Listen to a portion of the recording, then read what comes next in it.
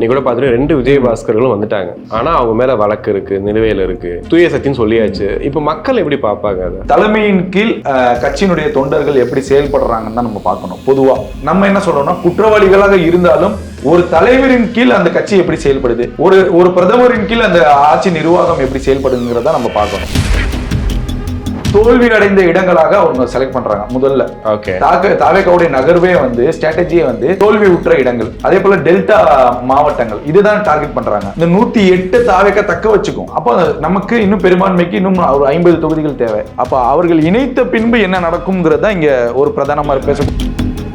நீங்க தூய சக்தின்னு சொன்னீங்க, இவங்க எல்லாம் சேர்த்துக்கிட்டீங்கன்னு சொல்லி அவங்க ஒரு கேள்வி. அதுதான் சொல்றேன். இப்ப இருக்கக்கூடிய குற்றச்சாட்டுகளை விட்டுருங்க. தாவேக்காவுக்கு வந்த பின்பு இவர்கள் எப்படி கையாள போகிறார்கள்ங்கிறப்ப அதை பார்த்த பின்புதான் நம்ம விமர்சனம் தெரிஞ்சு இப்ப அவங்க இடைத்தேர்தல் நின்னாலும் ஒரு சொன்னீங்களே தூய சக்தின்னு சொல்லி அந்த குற்றச்சாட்டை வைக்கிறது யாரு? திமுக. அதே தீய சக்தி செஞ்ச வேலையை தானே நீங்க செஞ்சிட்டு இருக்கீங்க. நம்ம அதையும் பார்க்கணும். அதிமுகவுடைய கைகோர்க்கக்கூடிய சூழல், திமுக அதிமுக இணைந்து நாடாளுமன்ற தேர்தலை சந்திக்கக்கூடிய சூழல் தமிழ்நாட்டில் ஏற்படும். அதற்காக நாங்கள் கொள்கை முடிவில் சமரசம் செய்து கொண்டு இந்த தேர்தலை திமுகவும் அதிமுகவும் இணைந்து சந்திக்க போகுதுன்னு பிஜேபி இருக்கும்ல, அங்கதான் ட்விஸ்ட் நான் சொல்லுவேன். அப்ப விஜய் வைத்த குற்றச்சாட்டுக்கு பிரதிபலன் ஆயிரும்.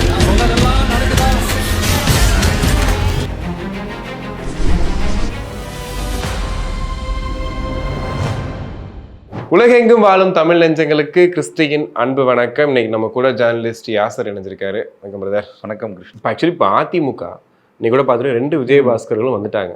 ஆனா அவங்க மேல வழக்கு இருக்கு, நிலுவையில் இருக்கு, தூய சக்தின்னு சொல்லியாச்சு. இப்ப மக்கள் எப்படி பார்ப்பாங்க? அதை ஒரு கலப்பட சக்தியா 2 விஷயமா இதை பார்க்கணும் கிறிஸ்டி. தலைமையின் கீழ் கட்சியினுடைய தொண்டர்கள் எப்படி செயல்படுறாங்கன்னு தான் நம்ம பார்க்கணும். பொதுவா இப்ப நீங்க பாஜகவை எடுத்துக்கிட்டீங்க அப்படின்னா, பாஜகவுடைய மத்திய அமைச்சரவையில இடம்பெற்றிருக்கக்கூடிய எல்லா அமைச்சர்கள் மீதும் அட்லீஸ்ட் ஒரு வழக்காவது இருக்கும். நாடாளுமன்றத்தில் இருக்கக்கூடிய எல்லா எம்பிக்கள் மீது ஒரு வழக்காவது இருக்கும். அரசாங்கம் எப்படி நடக்குது? மத்திய அரசாங்கம் இப்ப இந்திய தேசம் முழுவதும் இருக்கக்கூடிய இந்த இந்திய மக்களுக்கு ஏதாவது அடிப்படை தேவைகள், பிரச்சனைகள் இருந்தாலும் சார்ட் அவுட் செய்யக்கூடிய விஷயங்கள்ல நிர்வாகம் திறன் பாஜக செஞ்சிட்டு இருக்கு. அதுல மாற்று கருத்து இல்லை, அதை நம்ம மறுக்கவும் முடியாது. நம்ம என்ன சொல்றோம்னா, குற்றவாளிகளாக இருந்தாலும் ஒரு தலைவரின் கீழ் அந்த கட்சி எப்படி செயல்படுது, ஒரு பிரதமரின் கீழ் அந்த ஆட்சி நிர்வாகம் எப்படி செயல்படுங்கிறத நம்ம பார்க்கணும்.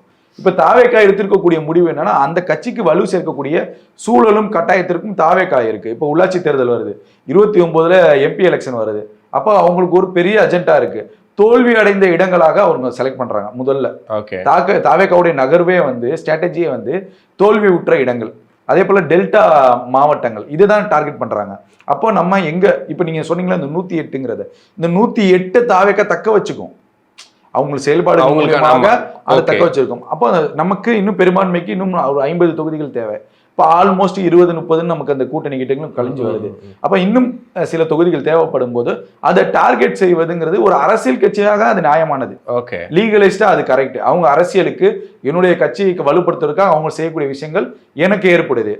அப்ப அவர்கள் இணைத்த பின்பு என்ன நடக்கும்ங்கிறதா இங்க ஒரு பிரதானமா ஒரு டிபேட்ல எடுத்துக்காங்களேன். நீங்க தூய சக்தின்னு சொன்னீங்க, இவங்க எல்லாம் சேர்த்துக்கிட்டீங்கன்னு சொல்லி அவங்க ஒரு கேள்வி. அதுதான் சொல்றேன். இப்ப இருக்கக்கூடிய குற்றச்சாட்டுகளை விட்டுருங்க.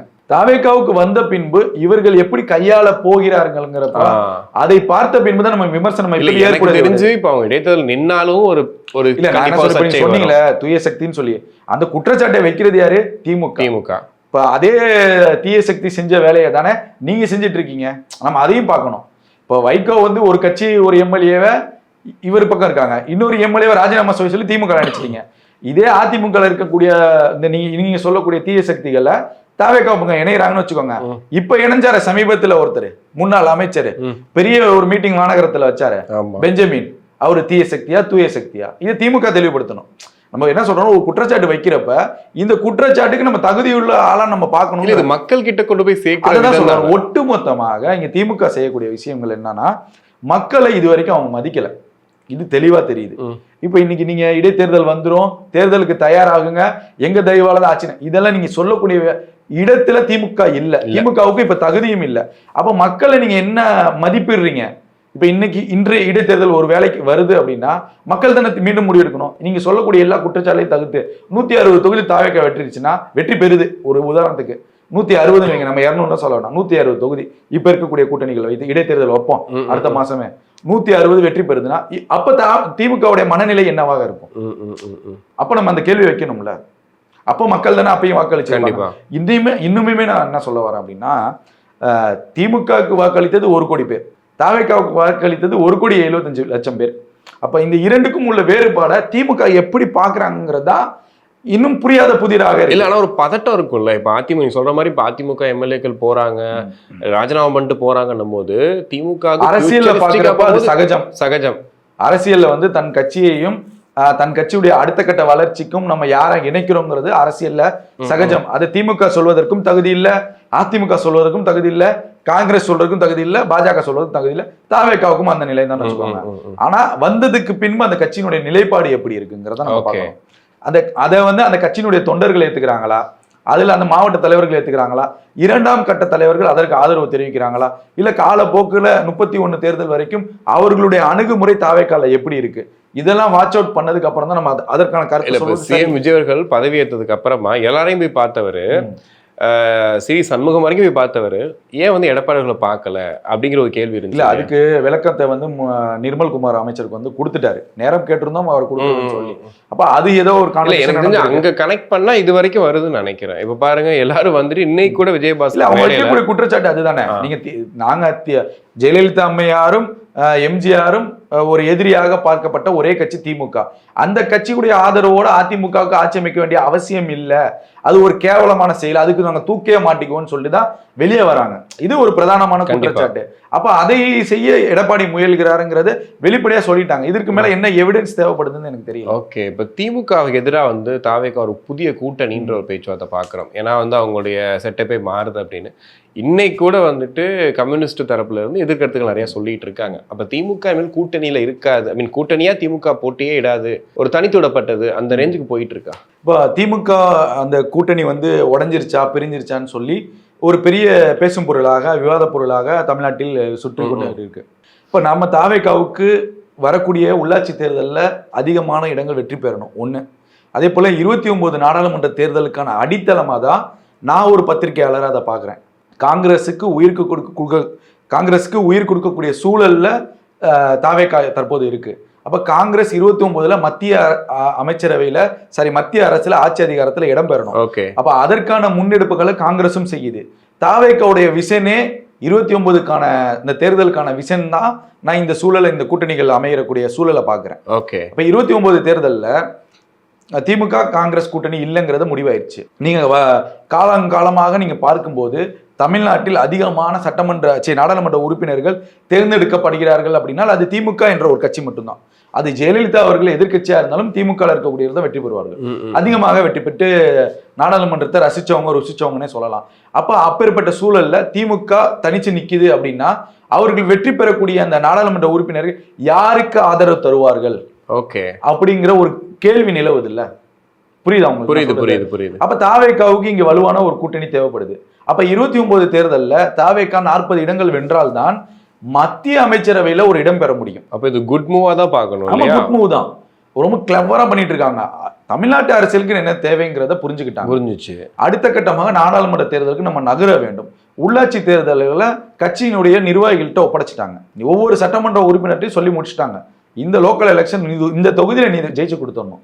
அப்ப அவங்களோட ரூட் கிளியர் ஆயிடுச்சு. ஒரு பக்கம் நிர்வாகத்திறனை இங்க வேற மாதிரி பண்றாங்க, நாடாளுமன்ற தேர்தலுக்கு ஒரு நகர்வு. அப்ப இங்க வலுவான நமக்கு கட்டமைப்பு வேணும். நீங்க ஒரு விஷயத்தை கவனிப்ப, இன்னைக்கு விஜயபாஸ்கரா இருக்கட்டும், கரூர், புதுக்கோட்டை, தஞ்சாவூர், அந்த டெல்டாவை பிடிக்கிறாங்க. அடுத்து வேலுமணியும் வர்றதுக்கான வாய்ப்புகள் இருக்கு. அப்ப கொங்கு ஒரு பக்கம் ஒரு பெல்ட் போடுறாங்க. அப்ப இந்த இடைத்தேர்தலை பொறுத்துதான் உள்ளாட்சி தேர்தலுடைய முடிவுகளும் இடைத்தேர்தலுடைய முடிவுகளை வைத்துதான் நாடாளுமன்ற தேர்தலில் தாவேக்காவுடைய அந்த ரெஃப்ளெக்ட் கிடைக்கும்.